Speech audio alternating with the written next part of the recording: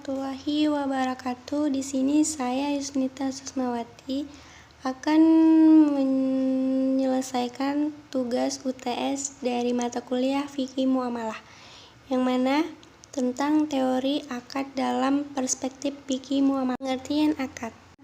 Akad menurut bahasa adalah perjanjian yang dilakukan dua orang atau lebih dengan cara ijab dan kabul dengan ketentuan syariat Islam. Menurut istilah, dengan secara umum adalah segala bentuk perikatan dan perjanjian yang dilaksanakan oleh seseorang dengan komitmen untuk memenuhi yang menimbulkan akibat hukum syariah. Akad secara umum ialah pertalian antara ijab dan kabul atau yang secara dengan keduanya dengan cara yang dibenarkan oleh syariat.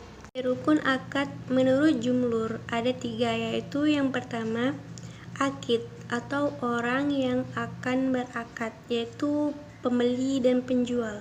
Ialah barang atau jasa yang akan diakadkan.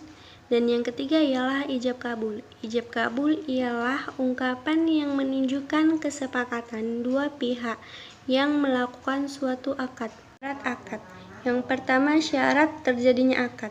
Syarat terjadinya akad adalah segala sesuatu yang disyaratkan untuk terjadinya suatu akad. Syarat syah akad. Syarat sah akad adalah segala sesuatu yang disyaratkan sesuai syarat untuk menjamin keabsahan suatu akad. Ialah syarat pelaksanaan akad. Syarat pelaksanaan akad dibagi menjadi 2, yaitu kepemilikan dan kekuasaan. Dan yang keempat ialah syarat kepastian hukum. Syarat ini agar terhindar dari beberapa khiyar jual beli. Akad. Yang pertama, perjanjian.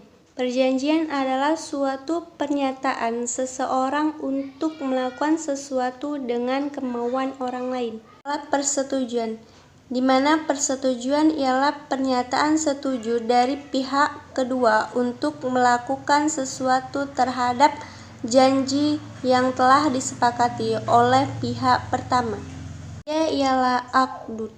Akdud adalah apabila dua buah janji telah dilaksanakan. Unsur akad. Yang pertama, pertalian antara ijab dan kabul. Yang kedua ialah dibenarkan syarat.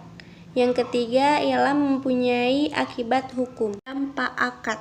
Yang pertama ada dampak dalam khusus, yaitu hukum akad, di mana dampak khusus ialah dampak asli dalam pelaksanaan suatu akad. Dampak umum. Dampak umum adalah segala sesuatu yang mengiringi setiap sebagian besar suatu akad. Bagian akad. 1. Berdasarkan ketentuan syarat. Yang pertama itu ada akad sahih, di mana akad sahih adalah akad yang memenuhi syarat dan unsur yang telah ditetapkan. Yang kedua yaitu akad tidak sahih, di mana akad tidak sahih ialah akad yang tidak memenuhi unsur dan syarat yang telah ditetapkan. Akad fasid. Akad fasid adalah akad yang memenuhi persyaratan dan ketentuan rukun. 2. Berdasarkan penamaannya. Yang pertama, akad yang telah dinamai oleh syarat.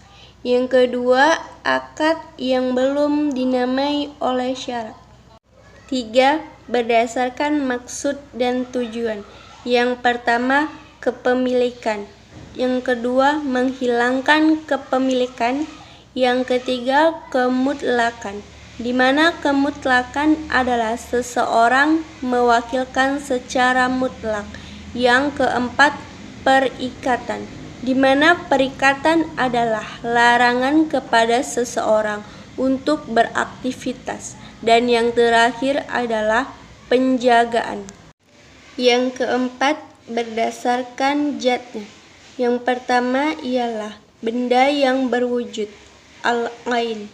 Dan yang kedua ialah benda yang tidak berwujud atau khairu ain. Sifat akad. Yang pertama, akad tanpa syarat. Akad tanpa syarat adalah akad yang diucapkan seseorang tanpa memberi batasan dengan suatu kaidah, tanpa menetapkan syariat. Contohnya, saya mengatakan saya akan membeli sebuah rumah.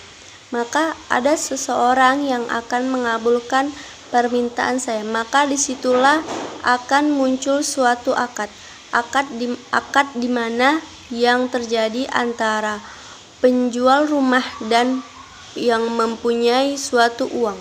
Yang kedua, akad bersyarat. Akad bersyarat adalah akad yang diucapkan oleh seseorang dan dikaitkan dengan sesuatu dan dengan ditangguhkan pelaksanaannya. Contohnya, seseorang berkata, saya ingin menjual mobil ini dengan syarat saya ingin memakainya selama 1 bulan. Kemudian saya akan memberikan mobil ini kepadamu. Akad ini terbagi menjadi 3, yaitu yang pertama taklik syarat, yang kedua yaitu takyid syarat, dan yang ketiga syarat idhofah. 3. Syarat idhofah. Syarat idhofah adalah menyandarkan kepada sesuatu yang akan datang. Misalnya, saya mengatakan saya akan menjadikan kamu sebagai wakil ketua OSIS di masa yang akan datang atau di awal tahun depan. Akhir akad. Akad dapat berakhir ketika adanya pembatalan dan meninggal dunia atau tanpa adanya izin dalam akad. 1. Akad habis dalam pembatalan. Kedua pihak dapat membatalkan akad apabila dengan pembatalan yang sangat jelas seperti adanya penitipan barang dan lain sebagainya. Pembatalan suatu akad terdapat hal-hal berikut. Yang pertama, ketika akad tersebut rusak. Yang kedua, adanya khiyar. Yang ketiga, pembatalan suatu akad. Yang keempat, tidak melaksanakan suatu akad. Dan yang kelima, masa akad berakhir. Baiklah, itu saja yang dapat saya pahami dan saya mengerti tentang teori akad dalam perspektif fikih muamalah. Apabila ada kata-kata saya yang tidak jelas, mohon maaf. Saya akhiri dengan wabillahi taufik wal hidayah. Wassalamualaikum warahmatullahi wabarakatuh.